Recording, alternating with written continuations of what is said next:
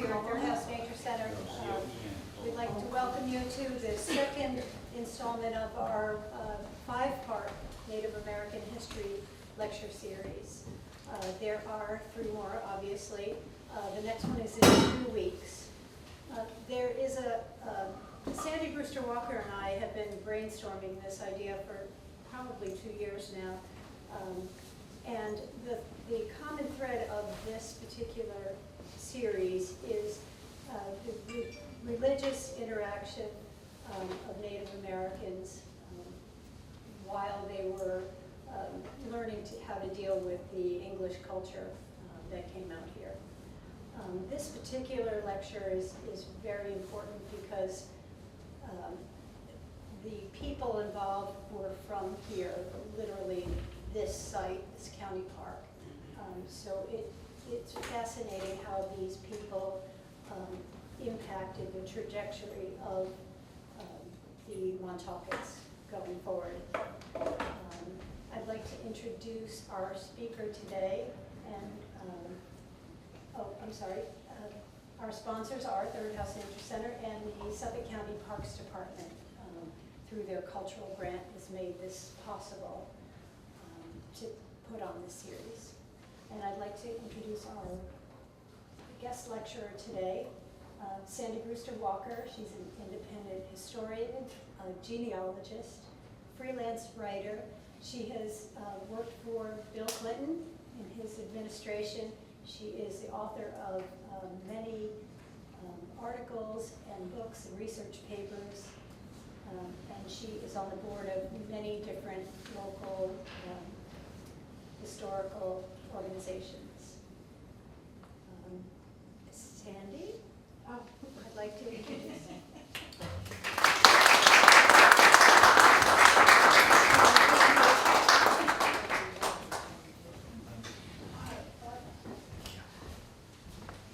Sorry, my mind drifted. I was being her technician.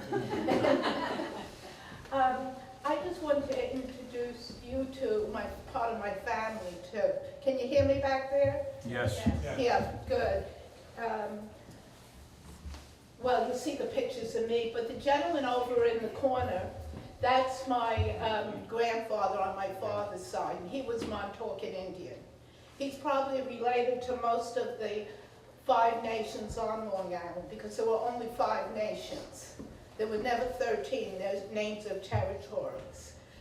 And that's his house below. And that picture was taken it's in Amityville. It was taken from my bedroom window in the 50s. He grew prize dahlias, but he would pass on his history to my sister and myself, because there's 2 sets of children. We all have the same parents, but there's the pre-World War II set, which I'm part of, and then there's the after the war 3 children. And that's my mother's mother. She was a Fowler. Her father was a Fowler. And her mother was a Jackson, which is another Native family on Long Island. But that's my grandmother. And between the 2 of them, probably by the time I was a teenager, I knew more about Long Island history than most people, except for our chief, Bob Farrell. He probably knows more about the Native American history than I do. But I have spent, I'll admit to, maybe 35, 40 years of my life researching Native Americans on Long Island. And most of the people, before I start talking, it's on tape, most of the people, later if you come up and look at this picture or look at some of the stuff I have out there, most of these people are related in a number of different ways. Whether you're Uncachug, Shinnecock, Montauk, Sellecock, or Matinacock, we all have these different connections. And Barbara has kind of joined us out here. She's almost like a sister. Her and I have been trying to research the Fowler family, the Farrell family, which Bob knows an awful lot about, and the other families that were out here. But if you think of Montauk as our Washington, D.C., because we stretched all the way to Hempstead, which most people don't realize. The Montaukets signed most of the deeds from Montauk and Orient Point and Greenport all the way to Hempstead. We didn't sign the ones, but some of our cousins did, in Setauket and Port Jeff, or down by Mastic, or out by Shinnecock, or up in the Gold Coast. But all the other deeds were signed by a Montaukett. And in 30, 40 years that I've been researching, I found out that I'm related to Charles Palmaquah, who changed his last name to Brewster. But that's part of my family history. Barbara? Well, in this park, I'm going to go through this pretty quick, but one day we'll be able to show you more about it. But this was a part of a presentation that Barbara and I did for the county commissioners. I think the chief also had done some part of it talking. But you can turn it. But we're going to go through it. Just takes you, because in this Montauk County Park, there is a village. And it's a Montaukett village. But it wasn't the only one. The whole island, like I was saying, was Native American. And then all out here, there were different clusters of natives. But this one probably goes back to the definitely before the first contact, which was probably around 1639 to 1640. But it's out here, and that's why we're so interested.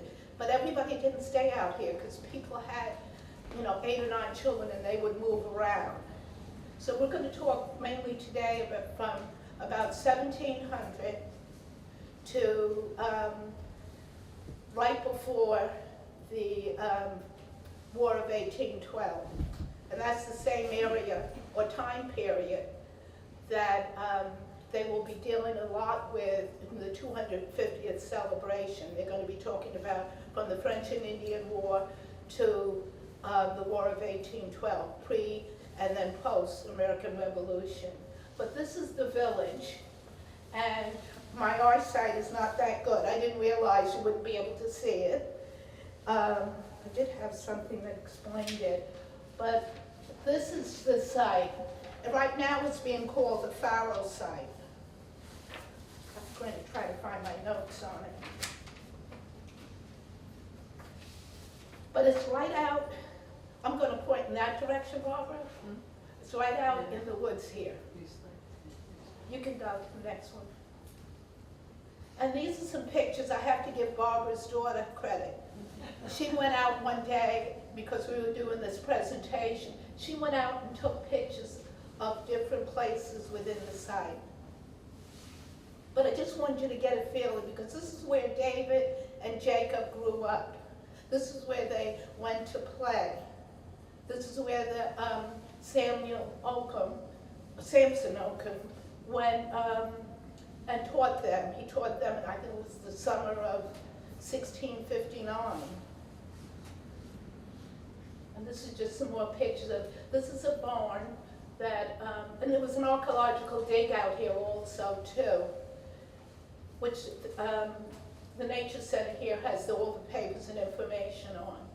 But this is where they grew up. And you have to think of the 1700s, the middle 1700s going into like 1760. There was no Montauk Long Island Railroad coming out here. There was no jitney. You couldn't ride down and go around and look at Montauk Point and see the lighthouse. There was no lighthouse or anything. But this is where they grew up. And they probably had a number of days like we're having out there right now. Both David and Jacob, they were the children of David Fowler, of James Fowler and Betsy.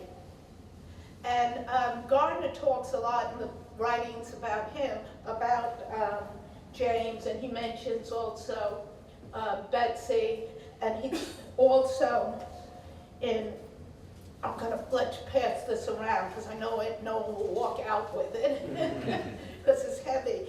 But you can kind of go through here as it's passed around. This is by Gaynell Stone. And I use this as one of my Bibles about the history. Because what had happened over the years between the 1700s and 1600s and the 2000s, a lot of people have written about these families and about James, Betsy, and their children and other Native American families, but so many people have gotten the information wrong. I find people, as I'm researching, I'll mention this again later, buried in Indian fields that are not buried there. But people go on, find a grave, and if they want to apply to become an enrolled Native American citizen, they bury somebody in the cemetery. Oh. On lawn. But if you want to pass that around. But Mary, the oldest daughter, marries right after the summer of 1759. She marries Samson Occom. And what I've done, and you might want to look at this later, I'll put it out, I've traced a lot of their families. I have folders on each one of these guys. I've traced their wives. I'm a genealogist, so I look at history through the European colonist history. I also decolonize that history and look at it through the Native Americans' point of view. To give you an example, David and Jacob lived through the Revolution. So I look at what would they be doing? What would other Native Americans be doing when the Revolution took place here? And we're all going to be celebrating that next year. And I found most of them stayed, or they either fought on both sides, but they stayed on the island. Most of the European colonists, or Euro colonists, they sent their families over to London, Rhode Island, Massachusetts. They're called Long Island refugees. But they left their houses. They took some of their people with them that had worked for them. The people that were working for them were people like David and Jacob. Isaac, in fact, was indentured. And Barbara and I were talking about it earlier. The indentured servants were just the same as being a slave, because early on in colonial history, they made it illegal to hold an Indian as a slave. Because during the Pequot Wars and stuff, they would even award some of the soldiers with their slave, an Indian slave. But they later made it illegal to hold an Indian as a slave. So what people did was change a lot of the records. Isaac Thompson changed Hannah. This is up in Saco Coast Manor, but I don't know if you know where that is. It's an islip, halfway to New York. He changes Hannah from being Indian on a document, and right after the law was passed, he makes her Indian. So, and he makes her an indenture, but he doesn't release her. That's the whole point. They still kept people as slaves. But I'm doing all these genealogies as I go along. And Barbara? Yeah, but getting back to Samson Occom, or Occom. He was a teacher. He was Indian. He had been trained over in Connecticut. And he went to Wheelock's Indian Charity Boarding School. And I know you've heard a lot about the boarding schools lately in the newspapers. Well, this one was the first, or one of the first. And it was here on the East Coast. And it was like 1762. And that's when David, actually, I think he attends. And then Jacob goes. I think Jacob is actually going there. He follows his brother like a year later or something like that. But he marries Mary, the oldest sister, and that kind of sets up for them to travel a little further. And you also have to keep in mind, as we're looking at these families, that they looked at the Long Island Sound as a river. And they also from time to time, we were part of Connecticut. In fact, a lot of the records that I research are up in the Connecticut archives. And you also find a lot of stuff. I dig through everybody's archives. I go up to Connecticut, we've done, Barbara and I both have done New York State, and I have to go back up there. I'm going to go up to Oneida's. But these two young men that we're talking about, they would go to cross the Sound or the river, go to New London, up to Rhode Island. I found references of them being up in Massachusetts. And once again, they weren't taking, Breeze Airlines that came into Iceland or something like that. They were walking or getting rides or taking a boat. So anyway, we have the oldest brother up in Willock School, and there he learned to read and write. And this made me think this morning about this. Well, Wheeler goes on to be president of Dartmouth and stuff. But if you think, put your mind back into that 1860 something and think about somebody that can read and write. And then think about some of the things, I don't want to get political, but that are happening today with the downsizing of the Department of Education. And how important it was for people to read and write. And that's kind of what set the stage. So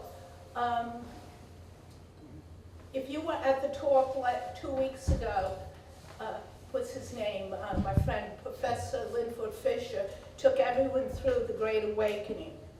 And that started around 1747.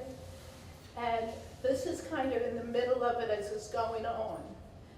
And you have Occom, who's now on Long Island, married to the Fowler, and he has the opportunity to start looking at land because they want to move off of Long Island because of things that are even like things that are happening today, racism and stuff.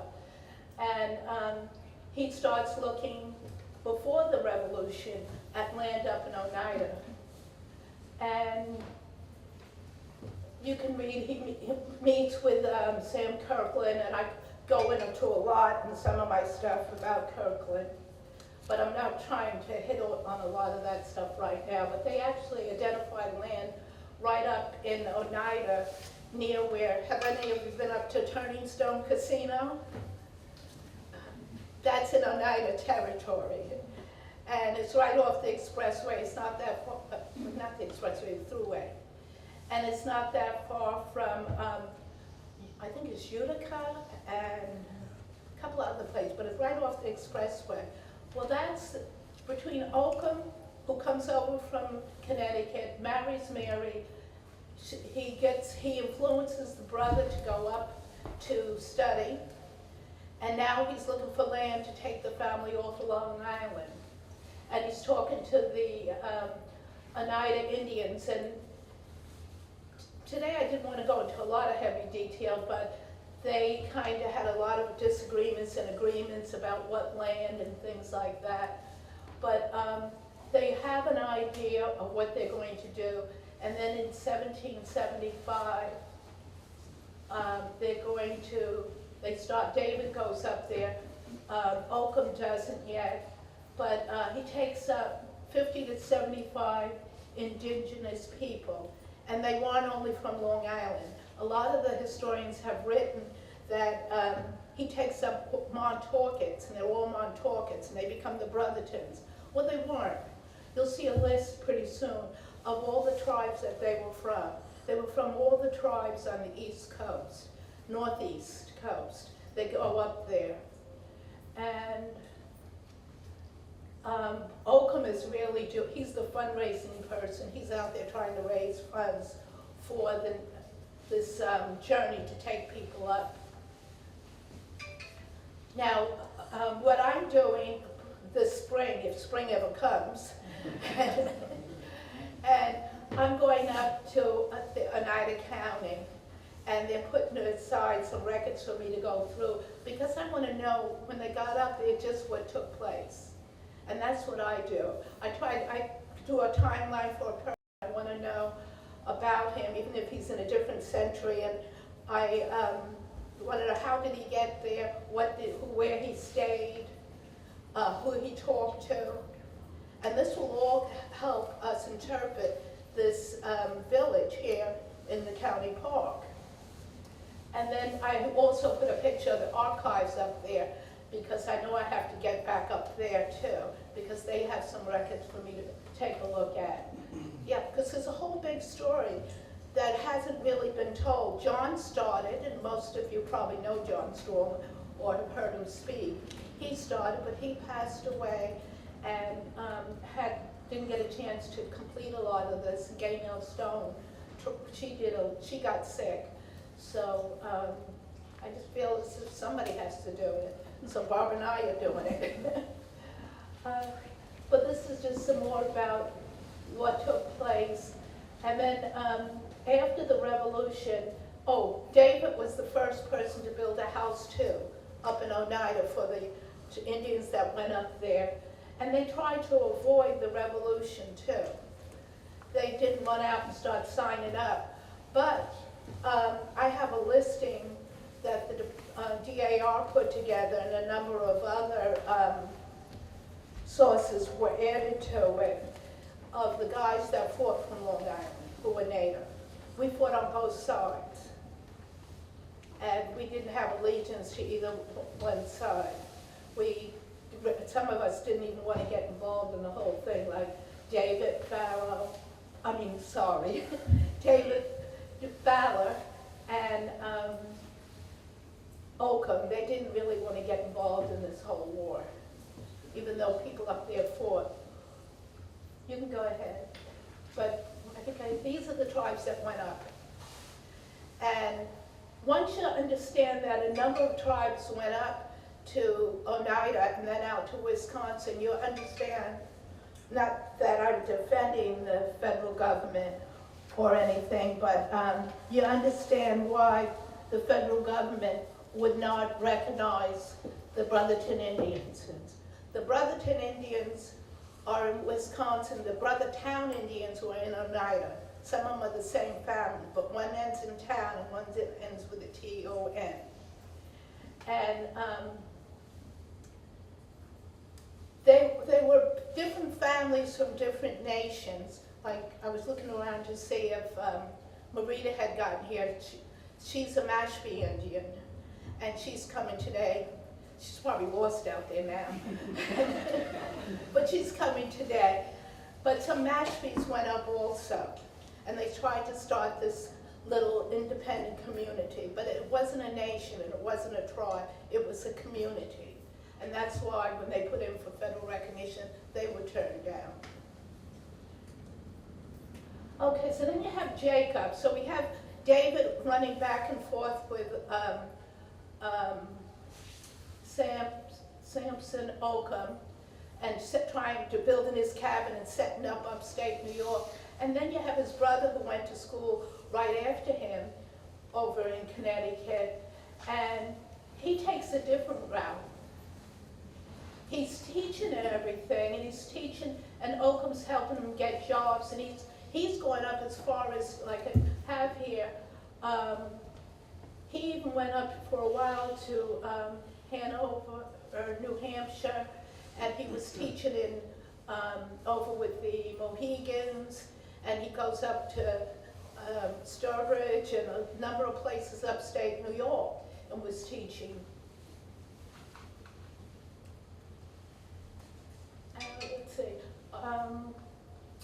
This is something, as I'm digging through stuff, I found this in the history of Dartmouth College online. And there's their little blurb, how the college has put up a blurb about the history. I found this, and they talk, I was kind of surprised when I found it. But there's a lot of other pieces too. And I just wanted to share that with you. But there's a lot of history, as I mentioned, in the archives that gets right back to where we are. But they're in the archives of Dartmouth, they're in all these archives around the states, and stuff. So that's why we're digging it. We're going through this and trying to pull out the information so that by the time we finish, we know what really took place or close to it. And it's not this fictional story or fantasized story that people have made up about the different Native American territory here. You go ahead. This is our signal for her to turn the thing. This is the most important thing I found, because a lot of the stuff that I've been coming across are things I've heard about. I might find little things along the way that I find different versions on and stuff like that. But this really surprised me about the governor, John Trumbull, and I can't wait to dig into this. I just haven't had a chance. But Jacob was a messenger for him during the American Revolution. And I hope the historians out here, but I know Barbara and I will probably do this, is to highlight him during the 250th, that's probably how this was. My phone keeps flashing. During the 250th celebration. This is the kind of things we want to look for. They're hidden in all kinds of books and records. But little information like this, like him working as a messenger for the Six Nations, but for the governor during the American Revolution is a big deal. And just understanding, and I want to find out how he got that job, what he did, which one of the Six Nations he went out to. So we still have an awful lot of work to do. And I also didn't know, I knew that Trumbull, Connecticut was named after him, but I didn't know he was the only person that had been both a colonial governor and then the state of Connecticut governor when it became a state. And here we have the little guy that grew up out here in the woods of the Montauk County, what became Montauk County Park, working for the governor of colonial Connecticut and the state as a messenger during the American Revolution. That's a big story. But I also, as I'm going through stuff in Dartmouth, I found a picture of Jacob's son. And I haven't researched him yet. I had his name and everything, but I'm going to spend some time, if spring ever comes, I'm going to spend some time researching him. And then they had I know you can't read it, and I'm going to have to really blow it up a lot of different ways so I can do a translation of it, a transcript of it. But these are the types of letters that the brothers, whether it was Jacob or David, were writing to different people, because remember they learned to read and write, that are in the collection up at Dartmouth. Yale had a couple of the letters also, so we're going to pull all these things out. And Barbara, here's another one. In this letter, I did get an idea of what it's about, and I have to go through and go word for word.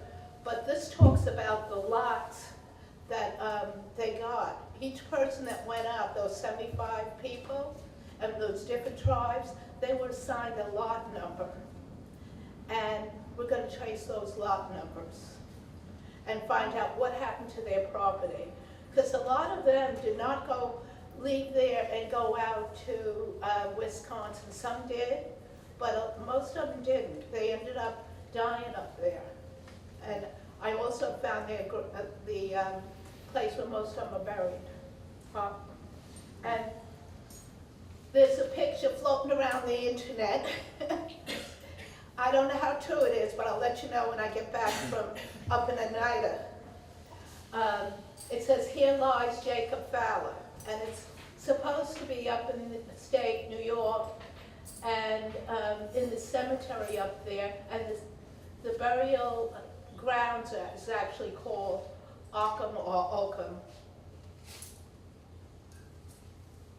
And that's a picture of, there's a historic marker up there. And when I keep mentioning going up there, I hope to take a number of people from Long Island when I go up there too. And I went through Find a Grave. I don't really like Find a Grave, and I'll tell you why in a minute. But went through, and yeah, David's in Find a Grave, that gives his dates. Daniel, they're both brothers. Elizabeth, their mother. And she does go out for a very brief time out to Wisconsin, but she comes back to New York, and she's buried in New York.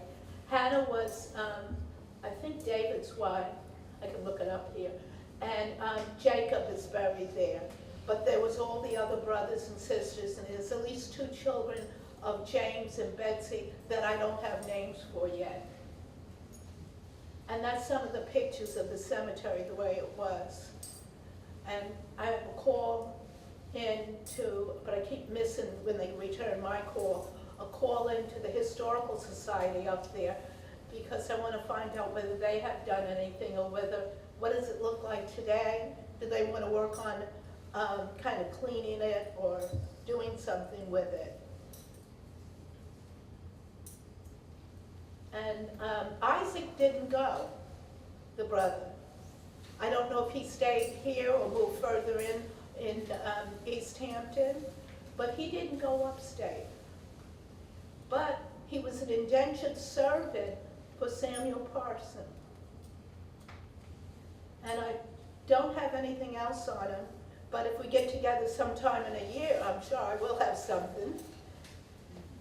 And I found, this is just some other documents that I've dug up from different places. I found that I really have to sit down and go through and transcribe. But as your assemblyman will tell you, I've been busy doing other things. The assemblyman and the chief, I've been busy trying to get us, the Montaukett Indians, reinstated. So this is my nighttime work. And this is just another document that mentioned when I went into Dartmouth, I found this document too, so that's in my folder of transcribing it. Not unless I can get an intern. I'm looking at all of it. But during that whole period of Great Awakening here on Long Island, and the fire and brimstone and churches split and things like that, the Jacob brothers, who grew up, about a half a mile in the park from here? Fowler brothers, yeah. Yeah. They were traveling to these different states. They were traveling upstate New York. They were writing letters. They were all involved working for the governor and doing things like that. And they lived and they played in the Montaukett village right here. And today it's the Montauk County Park. Thank you.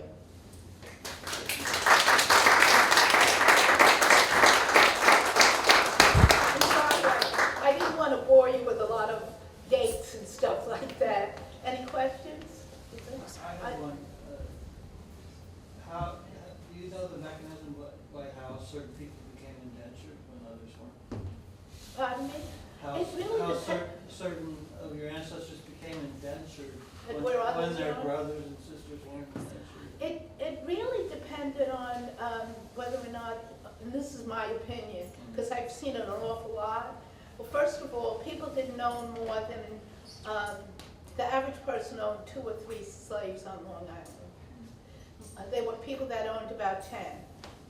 Some, it depends on when they were born. Somebody approached, like there's a family, the Chip House family in Iceland, and I have the, in fact, Lee, if you know, any of you know Lee, the late Lee Bloomberg, he's an attorney.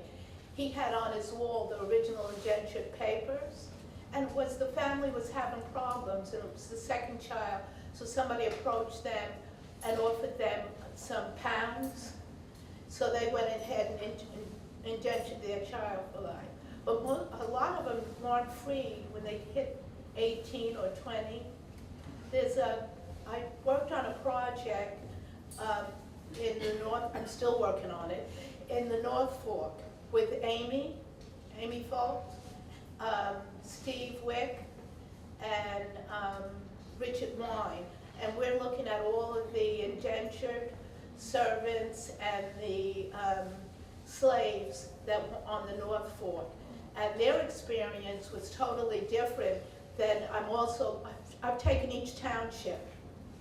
And I'm looking at all the different townships, and each township did it a little different, but still in all, some people were indentured. They might have lived in Iceland or in Brookhaven. They were indentured way out of their area to someone.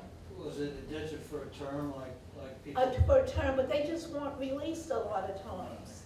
Yeah, but the interesting thing is that all these different public historians and historical societies on Long Island, they all have a piece of the history, but a lot of them haven't connected the dots. And there's a lot of dots, because people didn't necessarily marry somebody with the natives from their cluster. Like I'm doing a project with Iceland, Connecticut State Park. And there was a cluster of Montaukets right in the park, because remember we stretched all the way to Hempstead. And, but one of them married Obadiah, or Obi they called him, Ward. And Obadiah Ward becomes chief of the Yunkachug Indians. So we knew where we all were and would walk to different places. I don't think Stephen Talkhouse Farrell was the only one that was walking. If you know anything about him, they always talk about him walking. Everybody was walking. And, but we knew where all the people were.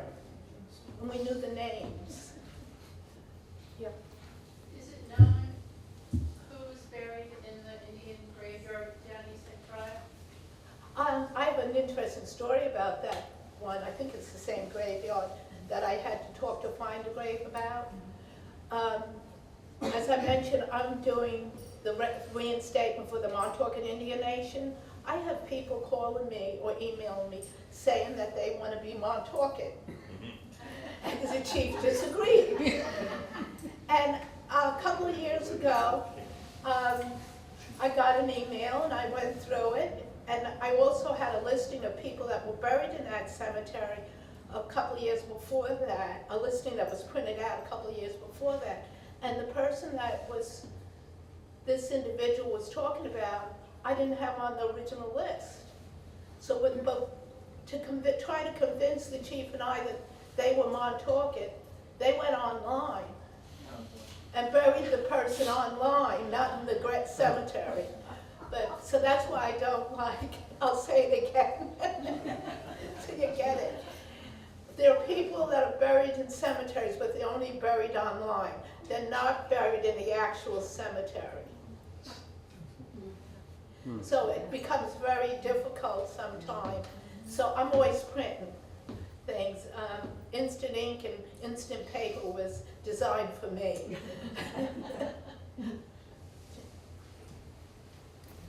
May I ask you to draw the line between these Fowlers and the Fowlers whose house we've been working on Springs Fireplace Road in Yeah. Hampton? Is there must be some sort of... There is definitely, if you notice, it was George Fowler. One of James Fowler's children was a George Fowler. There was a bunch, people named people after their father, their grandfathers, and like that. And there's a definite connection. And like I said, I go back probably to the William Fowler, the first one, because he moves, going west was actually going to Western Suffolk. And, but there is this connection. It's a definite connection. And we're probably, the chief and I and a number of Montaukets are probably connected, like Mandy. You know Mandy. Mandy's a cousin of mine, 6 different ways. Because we're talking the 1600s to the present. And we're also working on the Montauk House. And we'll probably be doing exhibits and stuff there, and let it interpret more of the trial. And working with David Bud Martin to hang some of his paintings and stuff. But we are going to be interpreting the Fowler House. But there are a number of other places around the county and around Montauk that we want to interpret. I've talked to the county, I don't mind telling you this, I talked to the county exec. We'd like to rename Montauk County Park to the Fowler Farrell County Park, because that's who lived here. It wasn't just the Montauk County Park. But there's a whole lot of history that we have to bring out. And I definitely go back to the fellas, and I could probably trace, I have 22,000 genealogies I've done on Long Island. And I was looking for somebody that I saw in here, Joshua. Joshua Roughnose, I almost tag, he's with the Long Island, chairman, co-chair of the Long Island Museum that I'm on the board. I almost like do what the environmentalists or the nature people do and tag birds and stuff. I tag people and trace their history. And but I have tons of stuff on all the fowls, and I've already given a lot of it to the state.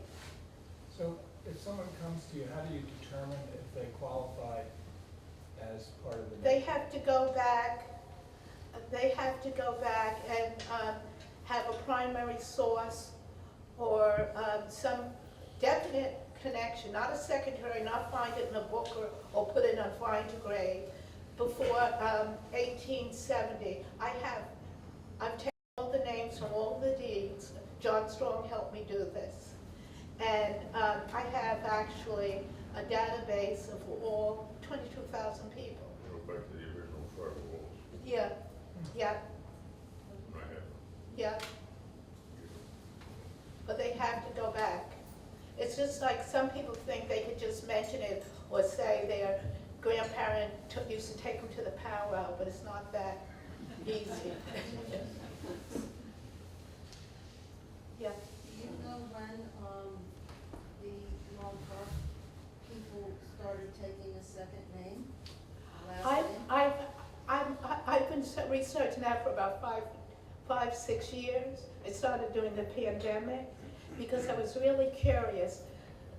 It was sometime in the 1700s. I haven't really narrowed it down to like a 10-year window, but you start really seeing most of them taking it around the middle of the 1700s. And I've also been looking at something else that's very similar to that. It's when did they start filing deeds? Because they didn't file deeds. That's not our culture. And people were coming and asking us to file deeds. I know on my grandfather's property that I showed you, they were already in the Huntington school system and everything in the early 1800s, 1810. But the deeds for the property and stuff didn't appear until about the 1840. Even though there were other deeds when the Europeans came in, but that wasn't our culture. Just like when you research in Native Americans, whether here or in Amityville or Huntington or Port Jeff, wherever, we didn't use the same geographical lines that you use. And the 13 tribes that people talk about weren't tribes. They were talking, oh, I'm sorry.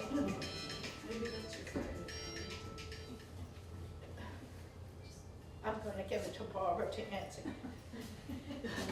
Yeah, could you give a direction? She's lost. That's the person I was telling you about.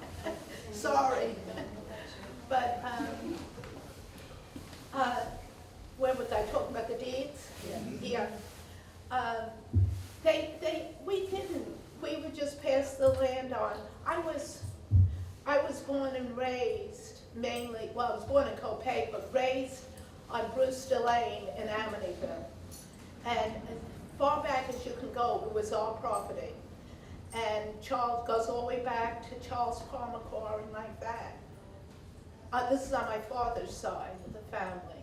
But a lot of the people, because you can go today right on to Family Search, and you can look at the deeds.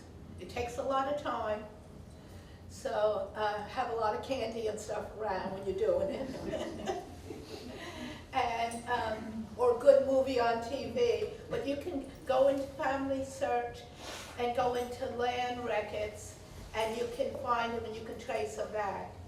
I had people call me just, I feel like a title searcher sometime, call me just to trace land back. Yep. Anything else? Oh, yeah. Yes, I'm sorry, Oh, no, that's all right. one of the questions that I've had, that I, like you, have 3,200 cousins in Suffolk County. Minimum, that I'm you a, know I'm of. a Barker, so yeah. Yeah. So, but my question is that the Montaukets seem to be much more worldly and much more ready to pick up and go to upstate New York or Boston or even down south looking for a wife or whatever than an awful lot. I've worked with the Shinnecocks also, and I got the impression that they were not quite as worldly in some ways as the Montaukets were. So I understand, of course, that the whaling industry and the fishing industry from 1825 on took a lot of Montaukets out. They were the It greatest took a harpooners. lot of, if you look at the exhibit I have out there, that's just will introduce you to something. I have a grant with the State Parks of New York, and we're doing a Gone Whaling exhibit. And I found 400 and some odd whalemen from 1790. That's where I started, because that's about the same time they stopped doing shore whaling, and they started going out. And I found 400 and some odd guys from Long Island, all over Long Island, not just the East End, of color, that would go out whaling. And then first they'd go up north, and then they'd come down, and they'd go into Brazil. By 1810, they were going around both capes and going into the Indian Ocean or the Pacific Ocean and up to the Sandwich Islands and up to Alaska and stuff. But I So think that experience yeah, but you made had them to. comfortable with Yeah, traveling. but the Shinnecock, Unkechaw, you can look at the list, the Montaukets, all of them were it did make them very comfortable, but they all did. So I think it wasn't something that we were more worldly than they were. They all were very worldly, and they had to come back home to the island, and here they had seen Alaska. They had spent the winter in the Sandwich Islands or been to Australia. But one thing about the whalemen, they were not gold miners.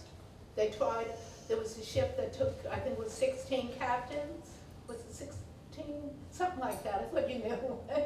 And, but it took a bunch of guys, they were all captains, and they took some men with them, and they went out, Sabrina.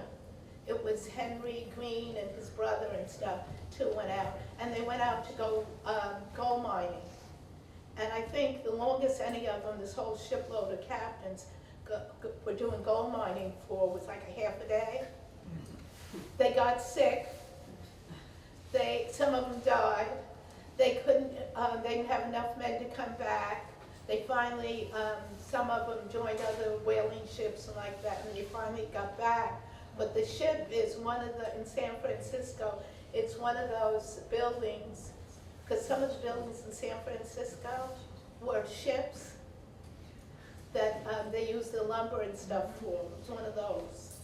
But the Sabrina, Thank it's you. a good point. You're welcome. Anything else? Yeah, one Oh, question about the charity schools, the Moore Charity Yeah. School. The one that was created upstate New York in Oneida Territory, mhm. that was, you said there were 13 acres that were dedicated. Oh, no, that wasn't the school. The school was created in Connecticut. Okay, Yeah, the school, they went up and the 13 acres and like that, that's the territory. They were doing, trying to start their own colony, basically. got it, okay. Yeah, I Thank got a lot on it I can send you. you. Yeah, Yeah, we'll follow. yeah. But anything else? I Oh, just have, what's Fowler, is Fowler one of the county names that would be in Oneida? yeah, yes, and it's also, a couple of them are out in, they're in Wisconsin Johnson and up in Oneida, and I'm actually looking to see who is still left there, because I know some of the people that are out in Brotherton, out in, no, Brotherton was here, Brotherton was out in Wisconsin.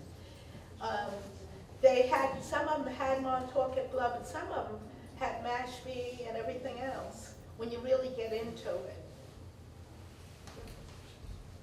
Yep. So in the early days, what were the relationships like between the Montaukets and the Shinnecock? Oh, most Shinnecock and Montaukets all have the same blood or married each other. Yeah, and lived on, would go to the different reservations and everything else. Yep.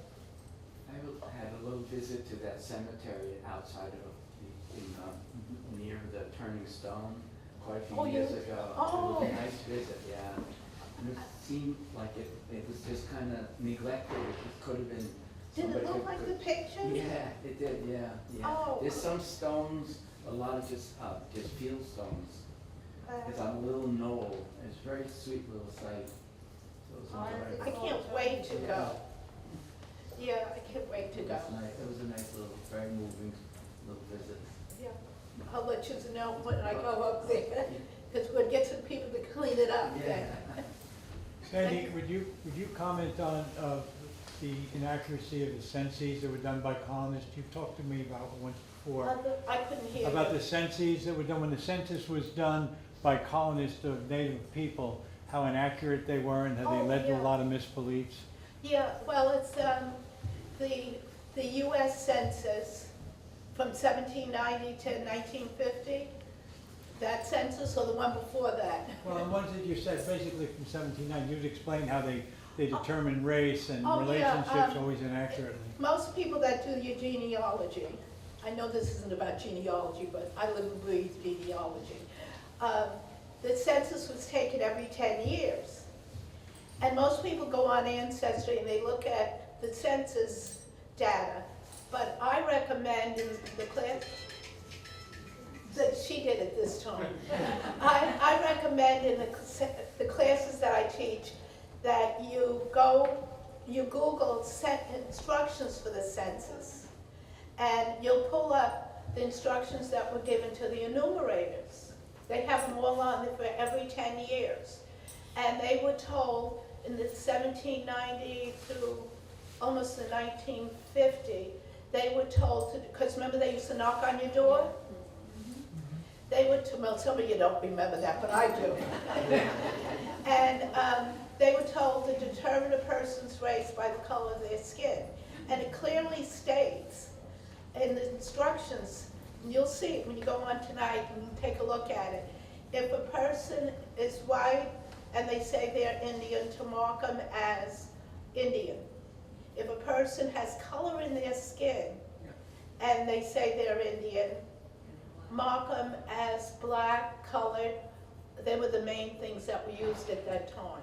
So you find a lot of people being identified, whether they're on or off reservation, not really correctly, because they were looking at complexion.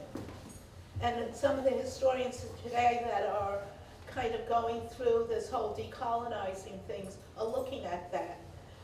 They were looking at complexion, not race. And in tracing the whalemen of color, I've had to do that. The certificates for the whalemen, you'll see some pictures of some out on the table. They actually state complexion. They're not dealing with race. So if you're tracing natives or people, you got to be very conscious of that. Is that the part you wanted me to? Yeah, that was it. I remember you saying that that whole notion that natives had been interbred with blacks was really a misconception based on the census. Yeah, and it's because the census, they thought they were doing that. That was one of the reasons, or because they have color in their skin. But most natives, no matter where you were, west of the Mississippi or east of the Mississippi, have come in all shades, their complexions, which is important. In fact, I know some people in this room that are native that you might not know. And if they could, if you are a native on a tribal role, stand up. Just look around. They're different complexions, but I know both of them. One is a Mashpee, Marita, and Lori, I always forget your tribe. Pawnee Nation, Yeah, Oklahoma. and we're all native. Yeah, the chief left, I have him stand up too. Yeah, so you can't go by color of the skin. That's basically what we were talking about. Yeah, you have to go by a person's ancestry, and you have to understand, even if you go into, what is it, print press? What's that, our website has a lot of pictures on, you'll see most of the natives came in all shades. Yeah. No more questions, I'd like to thank you. Thank you. And hopefully we talk again, I'll have you all back.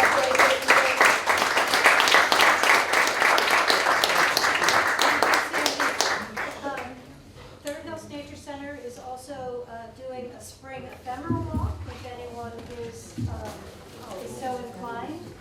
We also have a sign-up sheet if you want to get on our mailing list. Our walk is on May 3rd. If you'd like to get on our mailing list, I'll pass this around. And feel free to take a look around the house. We have a lot of historical displays around, and we encourage you to take a look around while you're here. Thank you for coming. And thank you for the whole day.